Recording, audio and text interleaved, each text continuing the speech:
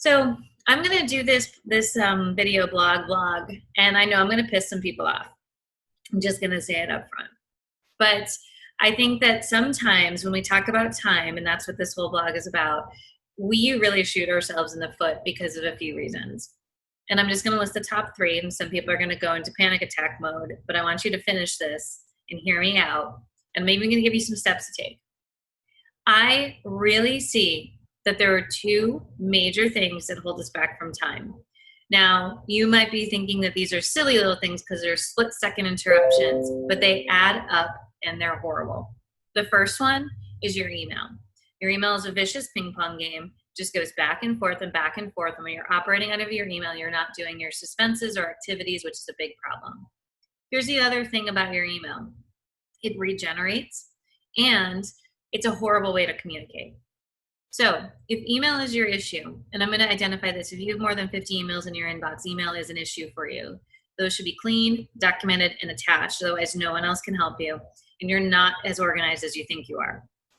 I'm going to encourage you to shut your email off in 10-minute increments and just shut it off and do something, whether it's a remarket, a submission, something, an audit that requires your attention. Shut it off and see, how did that feel?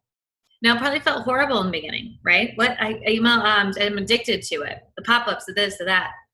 I want you to do that for 30 days straight, 10 minutes. Now, you might be saying, but so-and-so might need me. They don't need you at lunch and everything's okay. We're going to be okay.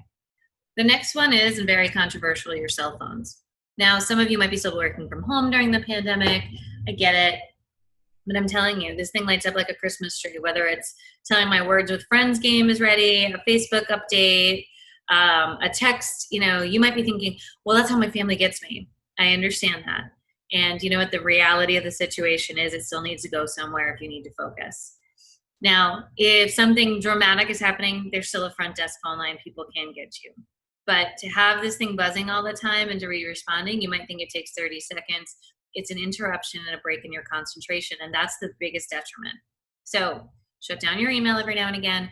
Put your phones in a pocketbook, etc. And also, I'm just going to say this again, people might not be favorable about this. You need to set some boundaries up. Like, my husband and I don't text each other or call each other all day. In fact, if he calls, it's like someone's probably bloody. And that's the reality of the situation. We both know we're at work. There's nothing to talk about. We could see each other when we get home. And it's the same thing. If my mom needs me, she texts me and says, are you free for a moment? And I'll say at 2. But there is not the back and forth, and nor is there the expectation, other than my clients, that I get back to anybody quickly. And so I set those expectations up because I know the highest, best use of my time is to work. Now, I'll be completely honest, I had a problem with it. I got called out on it a few times, and it was justified. And one of the big things that happened was I got an iWatch. So my problem was this, my husband got me an iWatch, and I didn't realize it, but every time it buzzed, I would break my concentration in a meeting and look down, and that's horrible. So now when I go into meetings on site with agencies, I leave my iWatch away. It doesn't need to be there. And honestly, at first I was like, oh, it's a tough thing. And then I got so used to it, and I felt so much better and so much less anxiety that I almost want to tell my husband to put it away.